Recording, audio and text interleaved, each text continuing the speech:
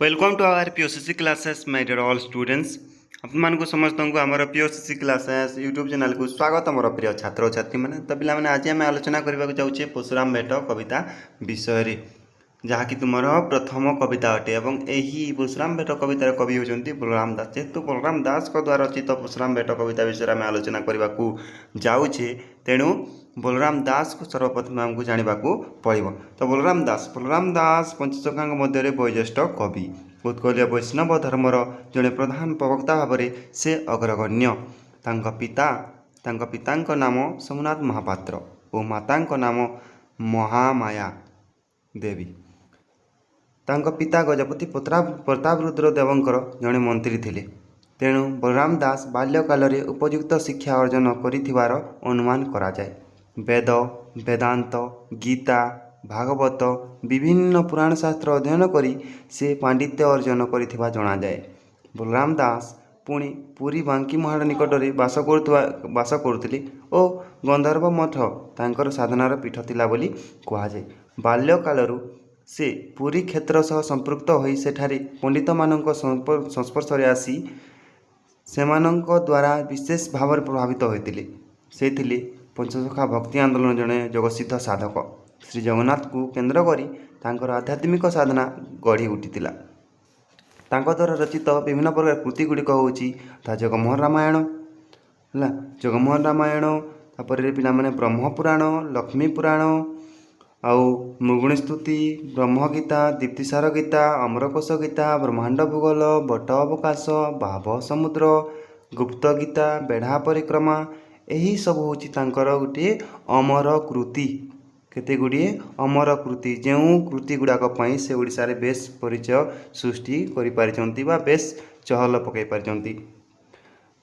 आमे जो आलोचना करुचे परशुराम भेट कविता यही परशुराम भेट कविता तो कौठार आसी ना परशुराम भेट कविताटी मुख्यतः यही जगमोहन रामायण आदि कांडरू आसी। आ जगमोहन रामायण को दांडी भूतर जेहेतु रचित होती तो जगमोहन रामायण को दांडी रामायण बोली कहुए। एवं यही रामायण को से चाहते बलराम रामायण भी कही पारते जेपरी वाल्मीकि नाम वाल्मीकि रामायण नामकरण करते रामायण को किंतु से जगमोहन रामायण बोली यार नामकरण करिवार कारण कौन ना कारण हूँ से जेहेतु पुरी जगमोहन नाट मंडप बसिकी तांकर द्वारा ये रामायण को रचना करते तेणु से रामायण ना देते जगमोहन रामायण है। एवं जगमोहन रामायण जो था से दांडी भूत रचित होइतबार कारण जो ताहाकू दांडी रामायण बोली कहुला। तेणु पिलामाने कन्फ्यूज हेबा नहीं दांडी रामायण जगमोहन रामायण ये सब सामान गोटे एका अटे। तो आम देखा कविता विषय कविता को आसवा कविता विषय देखा मिथिला कटकरू से होइले बाहर पाटे राजा माने दियंती उपहार से दिन पैसाली पुरे रहिले प्रजनी प्रभा तेणु तही चलीगले। तो पिला माने देख जेतेबेले राम सीता स्वयंवर कथा आसूची बा सीता स्वयंवर कथा आसूची तो से मैंने कौन कहते ना मिथिला को यात्रा करते श्रीराम जितेबले स्वयंवर सभा आयोजन होता तो मिथिला कटकरू से धनु भंगन करिकी सीता को विवाह करिकी सेठू बाहर होइचंती बा फेरी तो सेठारे राजा मैंने जितेबले आसुचंती तो नवदंपति को देखिकी उपहार प्रदान करुचंती एवं जितेबले रात्रि हो जाइए तो से दिन आसिक वैशालीपुर रहिले एवं जितेबले रजनी बा राति सरी जाइए प्रभात हो जाइए प्रभात है क्षणुकी तो हूँ चलीगले से माने। तापर देख सुर नदी जिणी विपुल बने पाई से दिन निशित ही विश्राम जाई सिद्ध बने जाई रहिले आर दिन विश्वामित्र आश्रम से अति वितपन। तो पिला माने कौन ना से मैंने सुर नदी जिणी तार दिन जितेबले आसिले रजनी जितेबले सरीगला आ प्रभात है क्षण कि वैशालीपुर से मैंने चलीगला तापर सुर नदी पड़ी सुर नदीर अर्थ पिला माने गंगा नदी एठारे गंगा नदी को से बलराम दास कहते सुर नदी बोली कवितार है। तो से सुर नदी को पार होइकी कौन कले ना विपुल वन देकी से मैंने यात्रा करछंती एवं से दिन जाइकी विश्राम करछंती सेठारे जाइकी से विपुल वन रे विश्राम करछंती। तापर सिद्ध वन जाई रहिले आर दिन जेतेबेले विपुल वन रे रही आर दिन कौन कहते ना प्रभात हेले क्षण कि से मैंने जाइकी विश्वामित्र जो आश्रम थिला ସେଇ ସିଦ୍ଧବନ ଆଶ୍ରମରେ ଯାଇକି ରହିଛନ୍ତି। ଏବଂ ସେଇ ସିଦ୍ଧବନ ଆଶ୍ରମ କେମିତି ଥିଲା? ଅତି ଅବିତପନ ଅର୍ଥାତ୍ ଅତି ବିସ୍ତାର ଅର୍ଥାତ୍ ବିସ୍ତୃତ ବଡ଼ ବହୁତ ବୃହତ୍ ଥିଲା ହେଲା। ଚଉଠି ସମ୍ଭାର ବିଧି ତହୁଁ କଲେ ଟିକେ ଚଉଠି ସମ୍ଭାର ବିଧି ତହିଁ କଲେ ନିଶି ପ୍ରଭାତେନୁ ତହୁଁ ଚଲିଗଲେ। ସେଦିନ ଦଶରଥ ଦେଖିଲା ବିପରୀତ ପର୍ବତ ଉପରେ ପଡ଼ିଲା ନିରିଘାତ ହେଲା। ତାପରେ ଚଉଠି ସମ୍ଭାର ବିଧି ଗୋଟେ ନବଦମ୍ପତି ଯେତେବେଳେ ବିବାହ କରନ୍ତି ଚଉଠି ସମ୍ଭାର ବିଧି ପୂଜା ବିଧି ସବୁ କରାଯାଏ। ତ ସେଇ ଚଉଠି ସମ୍ଭାର ବିଧି ସବୁ ସେଠି ଶେଷ କରିଦେଲେ। କେଉଁଠି? ଏ ବିଶ୍ୱାମିତ୍ରଙ୍କ ଆଶ୍ରମରେ ହିଁ। ଏବଂ ଯେତେବେଳେ ରାତ୍ରି ସରିକି ପ୍ରଭାତ ହୋଇଯାଇଛି ବା ସକାଳ ହୋଇଛି ତହୁଁ ସେଠାରୁ ଚଲିଗଲେ। ତାପରେ କ'ଣ କହୁଛନ୍ତି ନା ଯେତେବେଳେ ସେମାନେ ଏଇ ବିଶ୍ୱାମିତ୍ରଙ୍କ ଆଶ୍ରମରୁ ବାହାରୁଛନ୍ତି ଅଯୋଧ୍ୟା ଅଭିମୁଖେ, ତ ସେତେବେଳେ ଦଶରଥ ରାଜା କ'ଣ କରୁଛନ୍ତି ନା ତାଙ୍କ ଅଯୋଧ୍ୟାରେ ଥାଇକି ବିପରୀତ ଆଶଙ୍କା ବା ବିପରୀତ ସଙ୍କେତମାନ ତାମାନେ ଦେଖୁଛନ୍ତି। କ'ଣ ହେଉଛି ନା କି ସଙ୍କେତ ଦେଖୁଛନ୍ତି? ସେ ପର୍ବତ ଉପରେ ନିରିଘାତ ପଡ଼ୁଛି। ନିରିଘାତର ଅର୍ଥ ହେଉଛି ବଜ୍ରପାତ ହେଉଛି। ତାପରେ ତାଙ୍କର ବାମ ନୟନ ଘନ ସ୍ଫୁରଣ ହେଉଛି ହେଲା। ଆଉ କ'ଣ ହେଉଛି? ଆଉ କେମିତି ବିପରୀତ ସଙ୍କେତ ଦେଖିଛନ୍ତି ନା ଗିଧ ପକ୍ଷୀ ପୁଣି ବାରମ୍ବାର ତାଙ୍କ ଉପରେ ଉଡ଼ୁଛି। ଗିଧ ପକ୍ଷୀ ଅର୍ଥ ଶାଗୁଣା ପକ୍ଷୀ ମଣିଷ ଉପରେ ବାରମ୍ବାର ଉଡ଼ୁଛି, ତାଙ୍କ ଉପରେ ଉଡ଼ୁଛି ବାରମ୍ବାର। ମନୁଷ୍ୟ ଶରୀର ଉପରେ ବସେଇ ଆସି କାକ ଉପସର୍ଗ ବି ଯେ ବୋଲନ୍ତି ଥକି ଲୋକ। ତାପରେ କ'ଣ ହେଉଛନ୍ତି ନା ମନୁଷ୍ୟ ଶରୀର ଉପରେ ଆସିକିରି କ'ଣ କହୁଛନ୍ତି ନା ଏଇ କୁଆମାନେ ବା କାଉମାନେ ଆସିକି ବସୁଛନ୍ତି, ଉପବେଶନ କରୁଛନ୍ତି। ତ ସେଇଟାକୁ ଦେଖିକି କ'ଣ କହୁଛନ୍ତି ନା ଲୋକମାନେ ଏଇଟା ଖରାପ, ଏଇଟା ବିପଦର ସଙ୍କେତ ବୋଲି କ'ଣ କହୁଛନ୍ତି ନା ଆଶଙ୍କା କରୁଛନ୍ତି। ସେମାନେ ବିଭିନ୍ନ ପ୍ରକାର ମତାମତ ଦେଉଛନ୍ତି। ତାପରେ ଦେଖ ଏଇଟା ଦେଖିଲ ଦଶରଥ ଏମିତି ବିପରୀତ ସଙ୍କେତ ଦେଖିଲେ। କିନ୍ତୁ ଶ୍ରୀରାମ କେମିତି ବିପରୀତ ସଙ୍କେତ ଦେଖିଲେ? ଦେଖ ଶ୍ରୀରାମର ଆଗରେ ଶୃଗାଳ ରାବ ଦିଅନ୍ତି, କୁହୁଡ଼ି ହୋଇନ ଆକାଶେ କୁହୁ ଝଟକନ୍ତି। ସୂର୍ଯ୍ୟଙ୍କର କିରଣ ହୋଇଲା ନ୍ୟୁନ, କି ଜାଣି ଦିନକର ପୂର୍ଣ୍ଣିମାର ଜହ୍ନ ହେଲା। ତ କ'ଣ ହେଇଛି ପିଲାମାନେ ନା ଦେଖ ଶ୍ରୀରାମଙ୍କ ଆଗରେ ଆସିକି ଦିବାରେ ଆସିକି କ'ଣ କରୁଛନ୍ତି ନା ଶୃଗାଳମାନେ ରାବ ଦେଉଛନ୍ତି।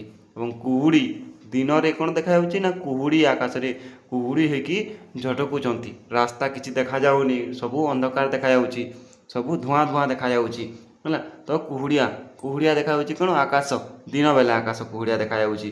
ତାପରେ ସେହି ସମୟରେ ଦିବସରେ କ'ଣ ହେଉଛି? ସୂର୍ଯ୍ୟଙ୍କର କିରଣ ନ୍ୟୁନ ହୋଇଯାଉଛି। ଏବଂ ଯେତେବେଳେ ସୂର୍ଯ୍ୟଙ୍କର କିରଣ ନ୍ୟୁନ ହୋଇଯାଉଛି ସେଟା କେମିତି ଦେଖାଯାଉଛି ନା ସତେ ଯେମିତି ଦିନକର ପୂର୍ଣ୍ଣିମାର ଜହ୍ନ, ଯେମିତି ପୂର୍ଣ୍ଣମୀର ଜହ୍ନ ଯେମିତି ଦେଖାଯାଏ, ଠିକ୍ ସେମିତି ସୂର୍ଯ୍ୟଙ୍କର ତାଙ୍କର ଦୃଶ୍ୟ ବା ସୂର୍ଯ୍ୟଙ୍କର ତାଙ୍କର ରୂପ ବା ପ୍ରକାଶ ଠିକ୍ ସେମିତି ପୂର୍ଣ୍ଣିମାର ଜହ୍ନ ପରି ଦେଖାଯାଉଛି। ଧୂମକେତୁ ଉଦୟ ହୋଇଲା କି ଗଗନେ ଦିବସେଣ ଉଦୟ ହୋଇଲା ତାରାମାନେ। କୁହୁଡ଼ି କାଲପ୍ରାୟ ନ ଦିଶଇ ଦିବସ, ପ୍ରବଳ ହୋଇଣ ଯେ ବହଇ ବତାସ। ତାପରେ କ'ଣ ହେଉଛି ପିଲାମାନେ? ଧୂମକେତୁ ମଧ୍ୟ କ'ଣ ହେଉଛି ନା ଯେଉଁଟାକି ରାତ୍ରି ସମୟରେ ଦେଖାଯାଏ ଧୂମକେତୁ ତାରା, ସେଇ ତାରାମାନେ ମଧ୍ୟ ଏଇ ଦିବସରେ ଦେଖାଯାଉଛି, ଦିବସରେ ଉଦୟ ହେଉଛନ୍ତି। ଦିବସେଣ ତାରାମାନେ ଉଦୟ ହେଉଛନ୍ତି। ଏବଂ କୁହୁଡ଼ି କ'ଣ ହେଉଛି ନା କଳା ପ୍ରାୟ ହୋଇକି ଦିବସ ଆଉ ଦେଖାଯାଉନି। ଦିନ ବେଲା ମଧ୍ୟ କୁହୁଡ଼ି ଏତେ ପରିମାଣରେ ଢାଙ୍କି ଦେଇଛି ଯେ କ'ଣ ନା ଏଇଟା ଦିନ ନା ରାତି କିଛି ଜଣାପଡ଼ୁନାହିଁ। ରାସ୍ତା କ'ଣ ଅଛି, ଆଗେ କ'ଣ ଅଛି, ସାମ୍ନାରେ କିଏ ଆସୁଛି, କିଛି ଜଣାପଡ଼ୁନାହିଁ। ସମୟ ସବୁଆଡ଼େ ଚତୁର୍ଦିଗ ଅନ୍ଧକାର ଦେଖାଯାଉଛି। ଆଉ କ'ଣ ହେଉଛି ନା ପ୍ରବଳ ହୋଇନ ବହୁତ ଜୋରରେ ବତାସ ବହୁଛି, ପବନ ବହୁଛି। ସେଇଟା ଏଠାରେ କିଏ କହୁଛନ୍ତି? ବଳରାମ ଦାସ ତାଙ୍କର କବିତା ମାଧ୍ୟମରେ କହୁଛନ୍ତି। ଦଶରଥ ବିଚାରେ ଉପସର୍ଗ କଥା ବଶିଷ୍ଠଙ୍କୁ ରାୟ ବିଚାରେ ମହାରଥା। ଇଏ ସଂକୀର୍ଣ୍ଣ ମାନ ଯେ ବିପରୀତ ଦିଶଇ, ମୋହର ମନକୁ ଏ ଶୁଭ ନ ଆଶୟ। ତାପରେ ଯେତେବେଳେ ଏହି ସମସ୍ତ ପ୍ରକାର ଆଶଙ୍କା ଗୁଡ଼ାକୁ ଦେଖୁଛନ୍ତି, ଉପସର୍ଗ ଗୁଡ଼ାକୁ ଦେଖୁଛନ୍ତି, ତ ଉପସର୍ଗ ସବୁ କଥାକୁ ଭାବୁଛନ୍ତି ଯେ ଏଇଟା ହେଉଛି ଅଶୁଭର ସଙ୍କେତ, କୌଣସି ବିପଦ ଆସିପାରେ। ତ ଏଇଟାକୁ ଆଶଙ୍କା କରି କ'ଣ କରୁଛନ୍ତି? ତାଙ୍କର ଯେଉଁ କୁଳଗୁରୁ ଥିଲେ କୁଳଗୁରୁ ବଶିଷ୍ଠଙ୍କୁ ତାଙ୍କର ମତାମତ ପଚାରୁଛନ୍ତି ବା ରାୟ ପଚାରୁଛନ୍ତି। ଯେତେବେଳେ ରାୟ ପଚାରୁଛନ୍ତି ତ ଆଉ କ'ଣ କହୁଛନ୍ତି ନା ଏ ସଙ୍କେତ ମାନ ମୋତେ ସବୁ ବିପରୀତ ଦିଶୁଛି, ମୋତେ କିଛି ଶୁଭ ଦେଖାଯାଉନାହିଁ, ଏସବୁ ଅଶୁଭ ପରି ଲାଗୁଛି, ମୋହର ମନକୁ ଏହା ଶୁଭ ଆସୁନାହିଁ ହେ କୁଳଗୁରୁ, ଆଉ ଏହାର ଉଦ୍ଦେଶ୍ୟ କ'ଣ ହୋଇପାରେ ବୋଲି ତାହାଙ୍କୁ ପଚାରୁଛନ୍ତି। ଅବଶ୍ୟ ବିପରୀତ ହୋଇବାକୁ ଆଜ ଅବଶ୍ୟ ବିପରୀ କହିବା କୁହାଯାଏ ପ୍ରମୋଦ ହୋଇବ ଇଏ ମୋହର ଶୁଭ କାର୍ଯ୍ୟ, ଇଏ ମୋହର ଏଡ଼େ ଶୁଭ କାର୍ଯ୍ୟ। ତାପରେ ସେ କହୁଛନ୍ତି ଆଶଙ୍କା କରିକି ଯେ ଅବଶ୍ୟ କିଛି ନା କିଛି ଅଶୁଭ ଘଟିବାକୁ ଯାଉଛି ଆଜି, ଏବଂ ମୋହର ଯେଉଁ ଶୁଭ କାର୍ଯ୍ୟ ଅଛି, ମୋର ପୁତ୍ର ବିବାହର ଶୁଭ କାର୍ଯ୍ୟ, ସେ ଶୁଭ କାର୍ଯ୍ୟ ଆଜି କ'ଣ ହେବ ନା ଆଜି କିଛି ନା କିଛି ସେଥିରେ ବାଧାବିଘ୍ନ ସୃଷ୍ଟି ହେବ, ପ୍ରମାଦ ଘଟିବ, ବାଧାବିଘ୍ନ ସୃଷ୍ଟି ହେବ ବୋଲି କହୁଛନ୍ତି। ମୁନିଏ ବୋଇଲେ ହୋ ଆନ ନାହିଁ କିଛି, ଏକ କଥା ଏକ ଭ୍ରାନ୍ତ ତୋର ଅଛି। କ୍ଷତ୍ରିଙ୍କର ଐରୀ ଯେ ଅଟଇ ପରଶୁରାମ, ସିଦ୍ଧବନେ ହେଉ କରି ଗଛ ଇ ଆଶ୍ରମ। ସେ ପୁଣ ହୋ ଭେଟ ନ ପଡ଼ି ଆଜ, ତାକୁ ଦେଖିଲେ ହୋଇବ ମନ୍ଦ କାର୍ଯ୍ୟ। କେବଳ କ'ଣ କହୁଛନ୍ତି ତାହାଙ୍କୁ ତାପରେ ସାନ୍ତ୍ୱନା ଦେବା ଉଦ୍ଦେଶ୍ୟରେ ମୁନି କହୁଛନ୍ତି କ'ଣ ବୋଲି ଯେ ମୁନି ଏ ବୋଲି ହୋ ଆନ ନାହିଁ କିଛି, ହେ ରାଜନ ତୁମେ ମନକୁ ଅନ୍ୟ କିଛି ଜିନିଷ ଆଣ ନାହିଁ, ସବୁ କିଛି ଭଲ ହେବ, ସବୁ ଜିନିଷ ଶୁଭ ହେବ। ତାପରେ କହୁଛନ୍ତି ଏଇଟା କେବଳ ତୁମର ଭ୍ରାନ୍ତ ଧାରଣା, ଏଇ ଯେଉଁ ଜିନିଷ ଗୁଡ଼ାକ ତୁମେ ଉପସର୍ଗ କଥା ଗୁଡ଼ାକ ଭାବୁଛ, ସଂକେତ ଗୁଡ଼ାକ ତୁମକୁ ଦେଖାଯାଉଛି, ଏଇଟା କେବଳ ତୁମର ମନର ଭ୍ରାମ, ଅନ୍ୟ କୌଣସି ଜିନିଷ ନୁହଁ। କେବଳ ଗୋଟେ ଜିନିଷର ଭୟ ଅଛି, ସେଇଟା କ'ଣ ନା କ୍ଷତ୍ରିଙ୍କର ଐରୀ, ଅର୍ଥାତ୍ କ୍ଷତ୍ରିୟମାନଙ୍କର ଶତ୍ରୁ ପରଶୁରାମ ସିଦ୍ଧବନରେ ଆଶ୍ରମ କରିକି ଅଛି, ସେ ତା ସହିତ ଯଦି ଭେଟ ପଡ଼ିଯାଏ ତାହେଲେ ଆମର ମନ୍ଦ କାର୍ଯ୍ୟ ହୋଇଯିବ, ତାହେଲେ ତୁମର ମନ୍ଦ କାର୍ଯ୍ୟ ହୋଇଯିବ, ତୁମର ସମସ୍ତ କାର୍ଯ୍ୟ କ'ଣ ହୋଇଯିବ ନା ବାଧାବିଘ୍ନ ସୃଷ୍ଟି ହୋଇଯିବ ସମସ୍ତ କାର୍ଯ୍ୟରେ। ଏତେ ବୋଲି ତହୁଁ ଯେ କରନ୍ତି ଗମନ, ଧ୍ୟାନେ ବସିଥିଲା ଯେ ରେଣୁକା ନନ୍ଦନ। ଧ୍ୟାନ ଛାଡ଼ିଲା ଯେ ପରଶୁରାମ ମୁନି, ସମାଧି ଭାଜିଲା ଯେ ବୀରତ୍ୱର ଶୁଣି।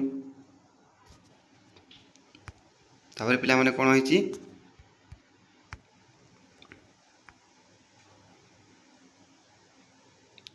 ଦେଖ ଟିକେ ପିଲାମାନେ,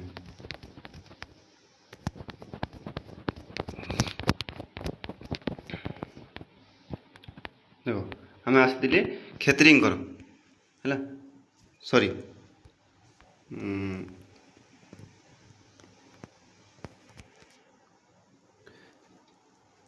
ଏତେ ବୋଲି ତହୁଁ ଯେ କରନ୍ତି ଗମନ, ଧ୍ୟାନେ ବସିଥିଲେ ଯେ ରେଣୁକା ନନ୍ଦନ। ଧ୍ୟାନ ଛାଡ଼ିଲା ଯେ ପରଶୁରାମ ମୁନି, ସମାଧି ଭାଜିଲା ବୀରତ୍ୱର ଶୁଣି।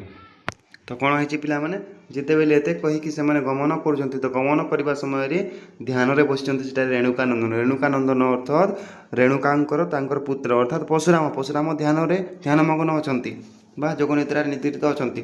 ତ ଧ୍ୟାନ ଛାଡ଼ିକି ପରଶୁରାମ ମୁନି ଜାଗୃତ ହୋଇଛନ୍ତି ଏବଂ ସମାଧିକୁ ଭାଙ୍ଗି ଦେଇଛନ୍ତି। କାହିଁକି ଭାଙ୍ଗିଛନ୍ତି, ତାଙ୍କର ସମାଧି କାହିଁକି ଭାଙ୍ଗିଛି ନା ବୀରତ୍ୱର ବାଦ୍ୟ ଶୁଣିକି। ତୁମକୁ କ୍ୱେଶ୍ଚନ୍ ଆସିଲେ ପିଲାମାନେ ଯେ ସମାଧି ତାଙ୍କର କାହିଁକି ଭାଙ୍ଗିଥିଲା, ତାଙ୍କର ସମାଧିଟା ବୀରତ୍ୱର ବାଦ୍ୟ ଶୁଣିକି ଭାଙ୍ଗିଥିଲା। ମନେ ବିଚାରେ ସେ କିସ ଯେ ଶବଦ, ଶ୍ରବଣକୁ ଶୁଭ ଯେ ବୀରତ୍ୱର ବାଦ୍ୟ। ତାପରେ ଯେତେବେଳେ ସମାଧିକୁ ଭଙ୍ଗ କରିକି ସେ ଉଠୁଛନ୍ତି, ତାପରେ କ'ଣ କରୁଛନ୍ତି ନା ହଠାତ୍ ଚିନ୍ତା କରୁଛନ୍ତି ଯେ ଏଇଟା କି ଶବ୍ଦ, ଆଉ ସେ ଶବ୍ଦ ବିଷୟରେ ଯେତେବେଳେ ବିଚାର କରୁଛନ୍ତି, ତ ବିଚାର କରିବା କ୍ଷଣକେ ସେ ଶ୍ରବଣ କରିକି ଜାଣିଛନ୍ତି ଯେ ଏହାଟା ହେଉଛି ବୀରତ୍ୱର ବାଦ୍ୟ ବୋଲି।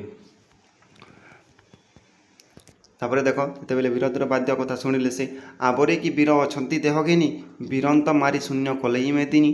ପୁଣି ବୀରତ୍ୱର ଶୁଭିଲା ମତେ, କ୍ଷେମନ ବୀର ପ୍ରତାପୀ ହୋଇଲା ଜଗତି। ତାପରେ ନିଜକୁ ନିଜେ ପ୍ରଶ୍ନ କରୁଛନ୍ତି, ସେ କ'ଣ କହୁଛନ୍ତି କି ଯେ ଆହୁରି କି ବୀର ଅଛନ୍ତି ଏ ମେଦିନୀରେ, ଦେହ ଘେନିକି ଆହୁରି କି ବୀର ଜୀବିତ ଅଛନ୍ତି ଏହି ମେଦିନୀରେ। ମୁଁ ତ ସମସ୍ତ କ୍ଷତ୍ରିୟ କୁଳକୁ ନାଶ କରିଥିଲି, ବୀରନ୍ତ ମାରିକି ସମସ୍ତ ବୀରଙ୍କୁ ମାରିକି ମେଦିନୀକୁ ଶୂନ୍ୟ କରିଦେଇଥିଲି। ପୁଣି ବୀର ତୋର ଶୁଭିଲା ମତେ, ପୁଣି ବୀର ତୋର ବାଜ୍ୟ ଶୁଭୁଛି ମୋତେ ଆଜି। ଏବଂ କେଉଁ ବୀର ପ୍ରତାପୀ ଏହି ଜଗତେ ପୁଣି ଆସିଲା, ଯିଏକି ମୋର ସାମ୍ନା କରିନି, ଯିଏକି ମୋର ପରାକ୍ରମ ସହିତ ପରିଚିତ ନୁହେଁ ବୋଲିକି ସେ ନିଜକୁ ନିଜେ ପ୍ରଶ୍ନ କରୁଛନ୍ତି। ତାପରେ ଦେଖ ପୂର୍ବର କଥା ମାନ ନାହିଁ କି ସେ ଶୁଣି, ବୀରତ୍ୱର ବଜାଇ ଯେ କେବଳ ଗୁଣ ଘେନି। ବୀରଦର୍ପ ଗଞ୍ଜନ ମୁଁ ବୀରଙ୍କର ନାଥ, ଯେ ବୀର ବୋଲେଇ ଛେଦଇ ତାର ମାଥ। ତାପରେ ତାକୁ କହୁଛନ୍ତି ସେ ମୋର ପୂର୍ବର କଥା ସବୁ ସେ ଶୁଣି ନାହିଁ କି, ଏବଂ ଯଦି ଶୁଣିଛି ତାହେଲେ କେଉଁ ଗୁଣ କେଉଁ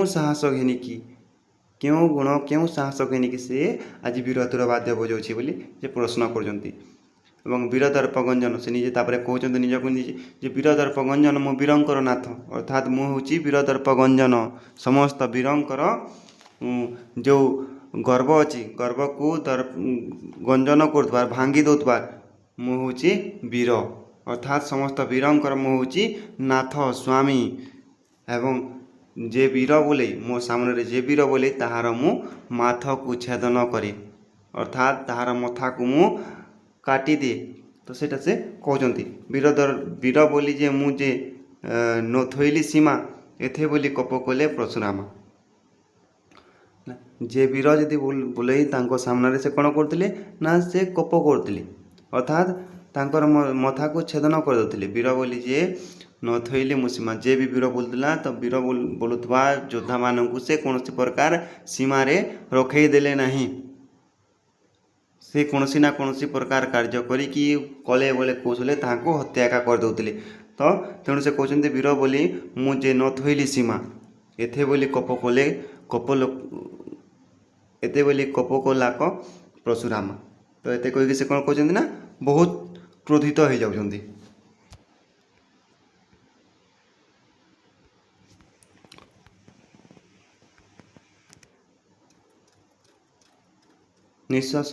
ନିଶ୍ୱାସ ଖରତର କାଳସର୍ପ ଜାଣି ଘନ ଘନ କୋପ ଯେ କରେଇ ପରଶୁମଣି ବନସ୍ତରୁ ବାହାରି ହୋଇ ଦିଶିଲାକ ଋଷି କଳା ମେଘ ବିଦାରେ କି ବାହାର ହୋଇ ଶଶୀ।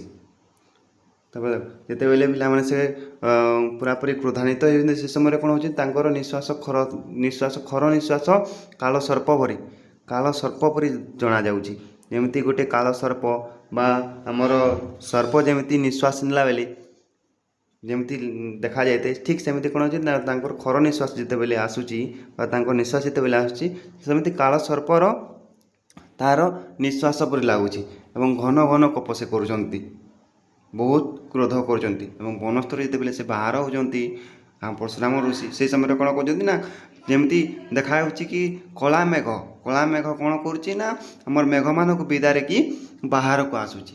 ଯେମିତି ଲାଗୁଛି କି ଚନ୍ଦ୍ର କ'ଣ କରୁଛି ନା କଳା ମେଘକୁ ବିଦାର କରିକି ଯେମିତି ବାହାରକୁ ଆସେ ଆକାଶରୁ ବାହାରକୁ ଆସେ ଗୋଟେ ଚନ୍ଦ୍ର ଯେମିତି ଦେଖାଯାଏ ଠିକ୍ ସେମିତି ଏଇ ଋଷି ଯେତେବେଳେ ବନସ୍ତରୁ ବାହାର ହେଉଛନ୍ତି ଠିକ୍ ସେଇ ଦୃଶ୍ୟଟା ସେମିତି ଦେଖାଯାଉଛି।